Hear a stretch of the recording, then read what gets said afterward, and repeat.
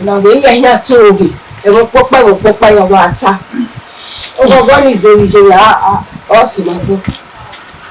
Where you hey vie me be o eso we na wa ya temi na ma me ke de adi you na wa you to o na we dey time we dey you zegbe na you no go won ya zidu na yi won ni time we na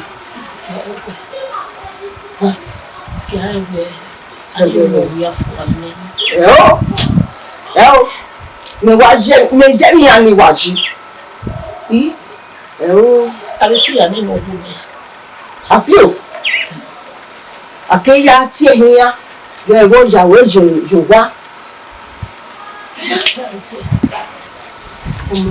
who will review we say look here like vie that's na vie I tell you for na ke vie ke ni ade do ga bi to be ni a I tell you for je I tell you for eno po ya VS okay ma VS people no dey ready na gini no ya si do na ego gogo ni no ke bi to ati na gini no ya si do na o ike ya bai ewo ni da eje do agie wa be fi gbe eje do agie ile se no kia o ejo ma dia I have a head, no, body, ame. But when I feel any name, my GRG.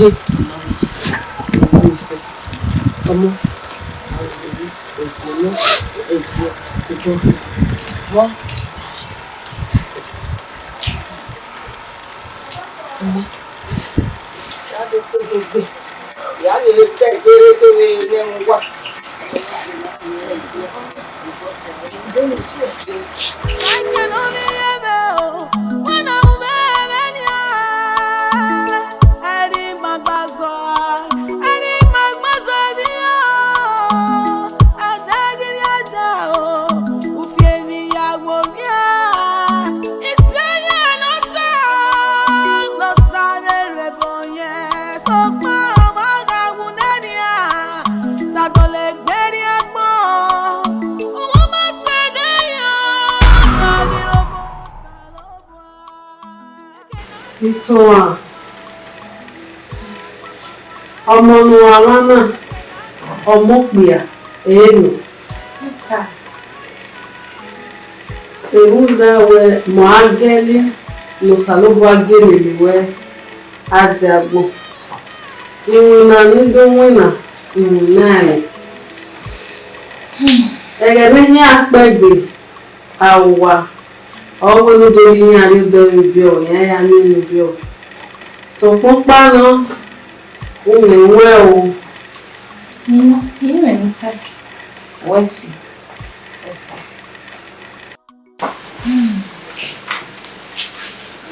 honey sweet why are you there? You are relax. Who are you? Yeah. Oh. That's my baby. Oh, he's a baby boy. Oh no. Family Okwe Makabie. A family ma Okwe Makabie. Oh, Kiki won't. Ah, he's a boy.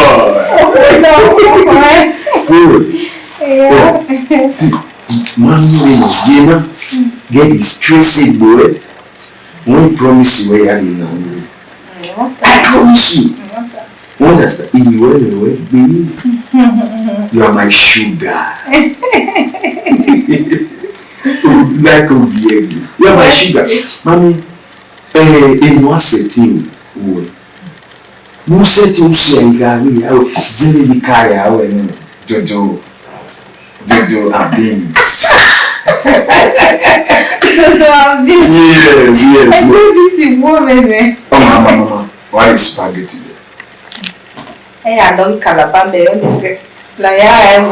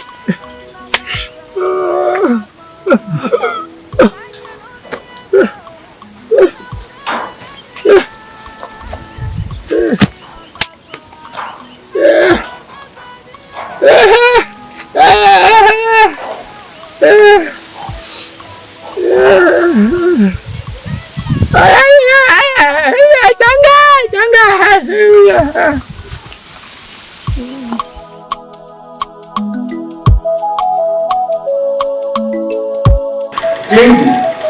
How are you? Tomorrow is your birthday. Say with mommy. Happy birthday! Thank you. See, tomorrow. Wait, by 7. In my work travel I didn't want. You see, mommy aching have you wala. Oh my God. Who are here celebrate? You are going to celebrate. See. That means we have been married with the testing. Yeah. Yes. Mommy ice cream. And then the guy will ice cream. Yeah, see, Ojo, next month, or you bring the woman. I know. See, Nimia will know what. Okay, I saw you earlier. You know I love you people so much. You are my children. A pasha do arrival. They are all being so we may no being. Oh, we cannot say. Both of them are twins. I don't buy a twin. Mama, Ione. Understand? So from Bano, Nibiaka na Zeduna. Igo goyo. When you are zebo, oh, yeah, do me. When you are zedo, what zedo? American no komake. Okay. In here, I will look for young boy and do teacher. Not do a teaching and do for work. I can go alone in my way. Men, wire. Upway worry. Yeah, we go. They're not by UK. But you wire now. Understand? So I will look for a good teacher. Understand? See, why now? Bobeta.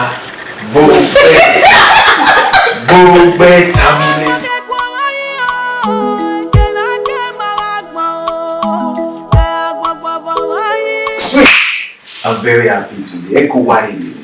I'm excited. Mommy, I'll be disturbing you about this now. On my walk now, would you be up back? Would you be a how way any beer way me mind? Why? Hey, man. Yes. You see, my parents they keep disturbing. Where be the way you are being. So I love that, baby. I love that. See, I hear about what you are going to prepare with. Understand? Clinty! Come. Where are my twins? Sir? Yeah. Come. Yeah. You see, tomorrow, finally, Mommy have agreed. We are going to our father's house tomorrow. Oh, I'm so excited. Do you know when we talk of village, Igwe, why not Igwe? No. Eh? Okay. Now, was Igwe the nation of Igwe or different is already in that time? What are your feelings?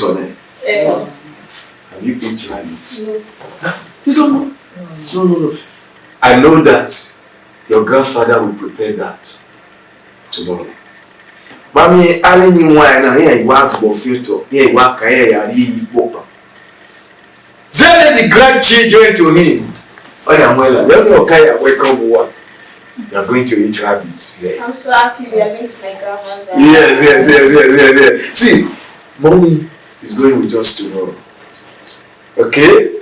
You love that. Yes. So now you people go inside Uwadiae. Very early tomorrow we get set. It's a long journey. So that we start going. Okay. Mommy can have you. Are you happy for that? Yes. No We see tomorrow, eh? We see tomorrow. Sleep well, eh? Yes.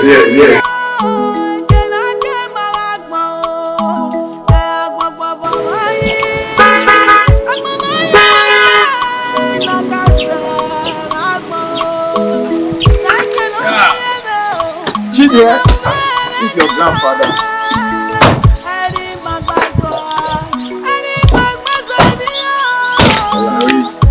What fast now? Arowa.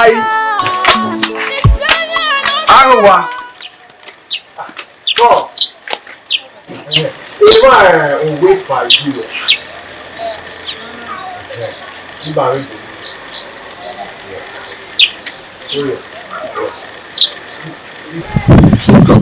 Your grandfather's house. That's your grandfather. Your grandfather's house. Yeah.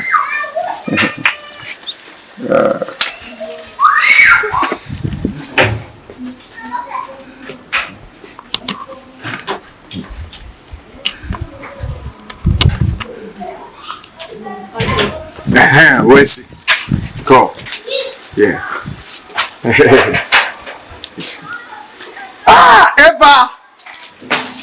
Eva. Domosa. Lies, yeah. Domosa. Domo.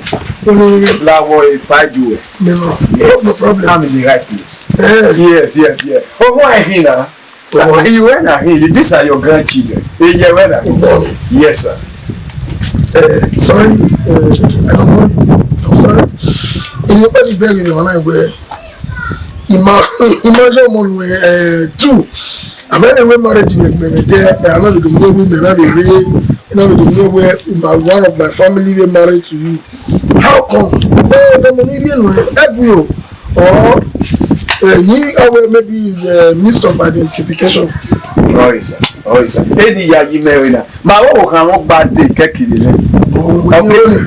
Okay, me classmate or we have one of my family. Yes. Pa boy Erito. Yes. He's the reason why I'm telling you where maybe a mistake maybe I job the one way on maybe one way call man maybe one way.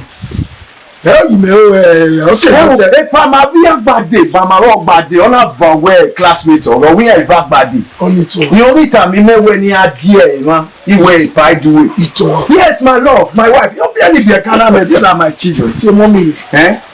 Yes, it's one. Don't go there. Don't go there. We see a cook or maybe. I don't know. If I might one. Mama. Yeah, I don't know. I don't know what is happening. What way? More that fit to it. You are with one. Yes. I don't know. It won't don't email money maybe do it. I'm Mr. Do it by name. Yes. I'm not denying that fact. The problem is it's all no. She's on her way coming. Or day. My friend. It's on money maybe. Yes. I'll be a lemona. My friend. Yeah. Ojo kana hina. Daniel. Oh my Daniel. Oh, no, see me. What are you talking about? Oh, we married to Okay, hold on. I know what I'm saying. Hold on. Let me shock you. It's one where that is a grave. Can you need your wound for years? No, I can't believe that. I'm telling you the truth. It's a wound for how many years now? My friend, come with me. I don't know. Man was no for years. Who will be a lemon? A good brother. Hey, proud. Hey, the picture. The picture. You know. Look at that picture now. Now what? We have a way classmate here. Honor in your brother or where you do a bad way. Oh, yeah, me idea. Yeah, you be a banana. Not your local Alavina. Huh? I don't understand. Oh, yeah. You have to marry a ghost. Oh, woman for years. And then you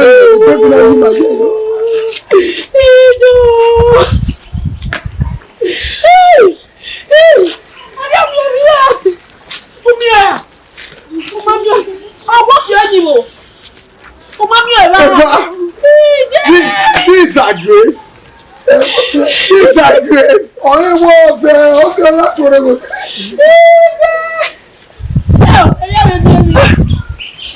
Into my life. The great. The woman married. We have been together for over 10 years. Does it mean I marry a ghost? Yes. Yes, Yes.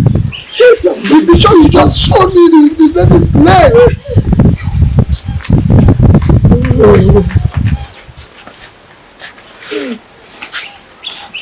You mean it to understand? It's to understand. My own love is dead.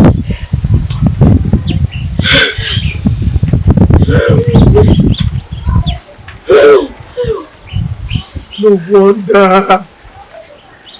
For many years ago, she had been asking her, let me go and see your parents. They'll be posting me there and here. I don't know, she said. She's a ghost.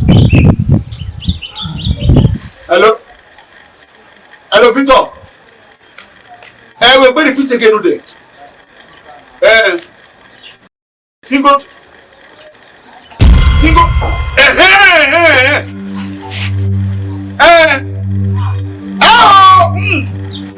Money you gonna.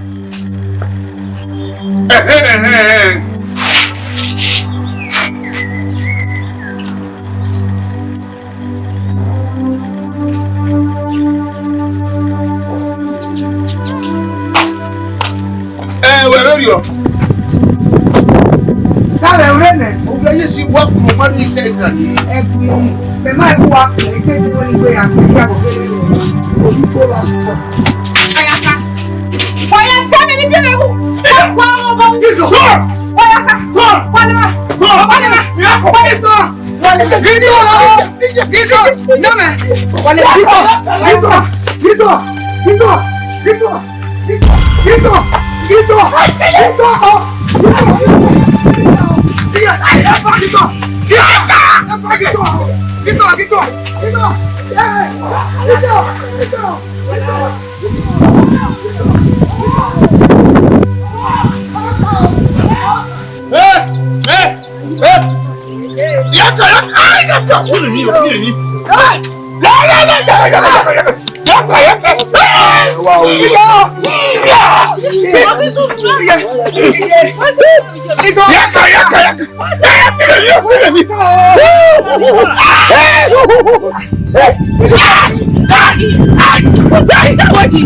Jesus!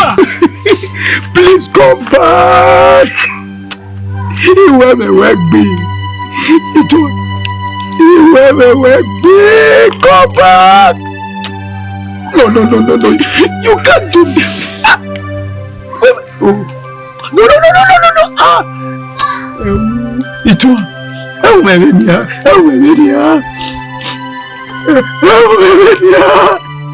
Only the Emma. Oh, and what I'm posting a carry any other. If you have my way, if you are the one. It's a bullet. That is join